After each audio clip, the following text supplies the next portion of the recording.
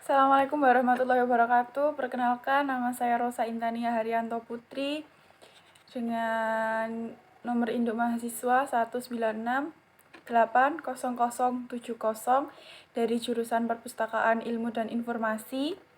Saya akan memenuhi tugas dari Bapak Yulianto dengan mata kuliah Studi Al-Quran dan Hadis. Baik, di sini saya akan menjelaskan tentang hadis mutawatir dan ahad. Yang pertama-tama, sebagai eksistensi hadis sebagai sumber hukum Islam. Yang kedua, setelah Al-Quran tidak dapat dilakukan lagi. Namun, karena proses transmisi hadis berbeda dengan proses Al-Quran, maka dalam proses penerimaannya tentu mengalami berbagai persoalan serius yang membedakannya dengan Al-Quran. Al-Quran tertransmisi kepada umat Islam dengan secara mutawatir. Selain itu, dari sisi kodifikasi, masa pengkodifikasian hadis jauh lebih lama setelah Nabi wafat dibandingkan dengan Al-Quran. Hadis dikodifikasikan pada awal abad kedua Hijriah, sedangkan Al-Quran sendiri sudah dibukukan pada sekitar tahun 22 Hijriah. Pengertian hadis mutawatir. Menurut bahasa, kata al-mutawatir dalam isim fi'il berasal dari masdar al-mutawatur, semakna dengan at-tatabu'u, yang berarti berturut-turut atau beriring-iringan, seperti kata tawatara al-madharu, yang berarti hujan turun berturut-turut. Menurut istilah adalah hadis mutawatir, yaitu hadis yang diriwayatkan oleh sejumlah perawi pada sebuah generasi yang menurut akal dan adat kebiasaan tidak memungkinkan mereka bersepakat untuk berdusta. Dalam ilmu hadis, maksudnya ialah hadis yang diriwayatkan dengan banyak sanad yang berlainan rawi-rawinya serta mustahil mereka itu dapat berkumpul jadi satu untuk berdusta mengadakan hadis itu. Meski banyak sanadnya, dari permulaan sanad-sanad sampai akhir sanad-sanad umpamanya seperti ini. Di permulaan sanad yang mencatat 50 orang, maka di pertengahan sanadnya sedikitnya mesti 50 rawi. Dan diakhiri sanad sahabat yang mendengar dari Nabi SAW pun sedikitnya mesti 50 orang. Meski menurut pertimbangan akal bahwa tidak biasa jadi rawi-rawi itu berkumpul bersama-sama, lalu mereka mendustakan itu sabda Nabi kita, itu tidak mungkin. Jadi maupun berkumpulnya itu dengan disengaja atau kebetulan. Syarat-syarat hadis mutawatir yaitu pertama,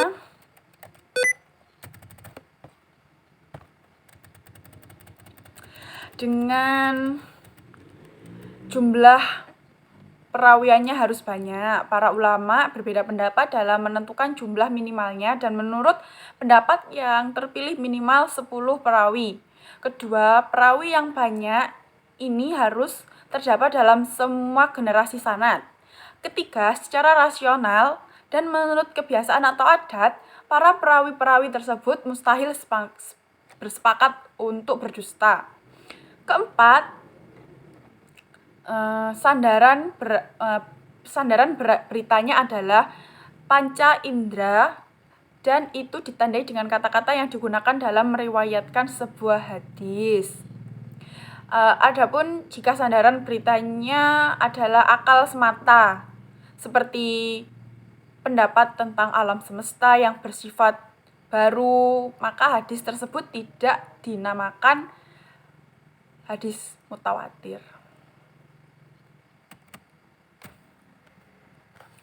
Yang berikutnya hukum hadis mutawatir. Hadis mutawatir mengandung hukum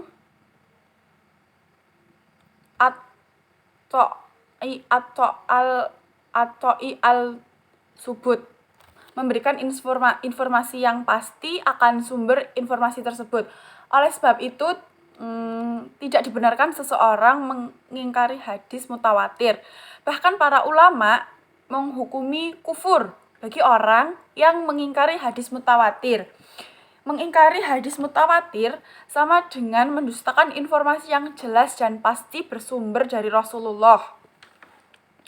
Dengan demikian, dapat dipahami bahwa penerimaan hadis mutawatir tidak membutuhkan proses seperti hadis ahad. Cukup dengan bersandar pada dengan jumlah tersebut dapat diyakini kebenaran kabar yang dibawa.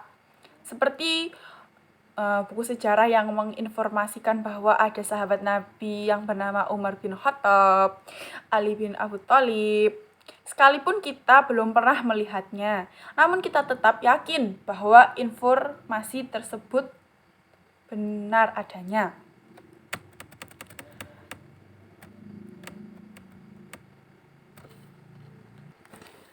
Yang kedua yaitu hadis ahad. Pengertiannya menurut bahasa, kata ahad berbentuk plural atau jamak dari kata ahad yang berarti satu atau hadis wahid. Berarti hadis yang diriwayatkan satu perawi. Menurut istilah, hadis ahad adalah hadis yang tidak memenuhi syarat-syarat untuk menjadi hadis mutawatir. Yang dimaksud hadis ahad adalah hadis yang diriwayatkan oleh beberapa perawi yang jumlahnya tidak mencapai batasan hadis mutawatir. Mayoritas hadis yang diriwayatkan dari Rasulullah SAW dan terdapat dalam kitab-kitab referensi adalah jenis hadis ahad.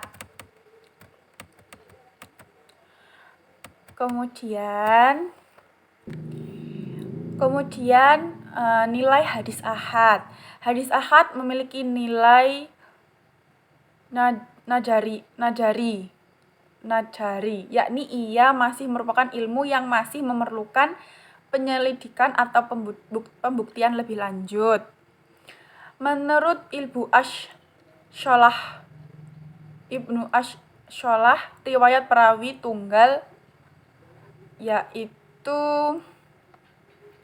perawi tunggal, istiqoh, hadis gharib, dan hadis fard diklarifikasi ke dalam 3 kategori. Yang pertama, riwayat perawi istiqoh yang bertentangan dengan riwayat yang lebih istiqoh. Yang kedua,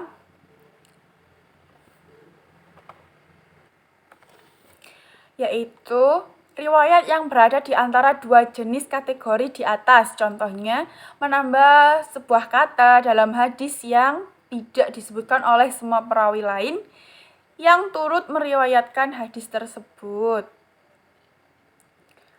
Ketiga, riwayat perawi yang bertentangan dengan riwayat perawi sahih lainnya, riwayat jenis ini diterima. Kemudian sebab-sebab hadis ahad dinyatakan sebagai zani al-wurud dan menjadi objek pembahasan ilmu hadis. Jumlah periwayat yang terlibat pada hadis ahad untuk setiap sanadnya tidak sebanyak jumlah periwayat pada hadis mutawatir. Akibatnya, tingkat keakurat riwayat hadis ahad tidak setinggi dengan hadis mutawatir. Untuk hadis mutawatir, tingkat keakuratannya riwayat mencapai qat'i, meyakinkan kebenaran beritanya.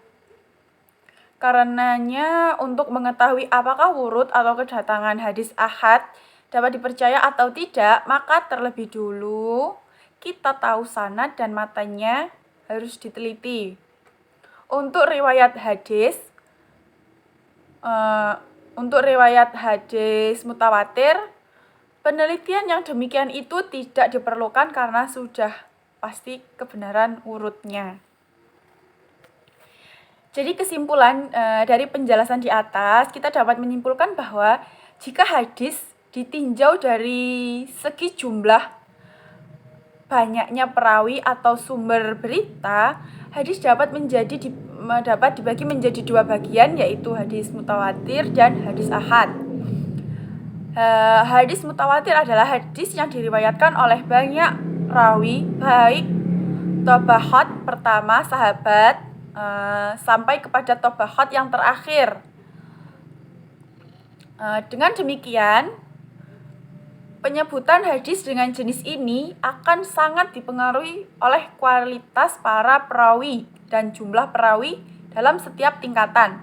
Dilihat dari cara periwayatannya, hadis mutawatir dapat dibagi menjadi dua bagian, yakni pertama, hadis mutawatir lafzi, yaitu hadis yang apabila dilihat dari sisi susunan, kalimat atau maknanya memiliki kesamaan antara satu periwayat dengan periwayat lainnya. Kedua, hadis mutawatir maknawi adalah hadis yang rawi-rawinya berlainan dalam susunan redaksinya, tetapi di antara perbedaannya itu masih menyisakan persamaan dan penyesuaian, yakni pada prinsipnya. Dengan kata lain, hadis dalam susunan redaksi kalimatnya menggunakan kata-kata yang berasal dari perawi itu sendiri. Kemudian, lawan dari hadis mutawatir adalah hadis ahad, yakni hadis yang dilihat dari sisi penutur dan perawinya tidak mencapai tingkatan mutawatir atau terkadang mendekati jumlah hadis mutawatir. Berbeda dengan hadis mutawatir, hadis ahad mengalami pencabangan. Pencabangan ini dilatar belakangi oleh jumlah perawi dalam masing-masing tabahat. Dalam hadis ahad dikenal dengan istilah hadis mansyur, hadis aziz, dan hadis gharib. Yang pertama, hadis mansyur adalah hadis yang diriwayatkan oleh 3 orang atau lebih perawi hadis tetapi belum mencapai tingkatan mutawatir. Yang kedua, hadis aziz adalah hadis yang diriwayatkan oleh 2 orang walaupun jumlahnya dimaksud hanya terdapat dalam satu tobahat. Kemudian setelah itu orang-orang meriwayatkannya. Ketiga, hadis gharib adalah hadis yang dalam sanadnya hanya terdapat seorang perawi hadis. Dalam kata lain, hanya satu perawi hadis. Baik, sekian dari saya. Apabila ada salah kata, saya mohon maaf. Saya belajar bersama-sama. Terima kasih. Wassalamualaikum warahmatullahi wabarakatuh.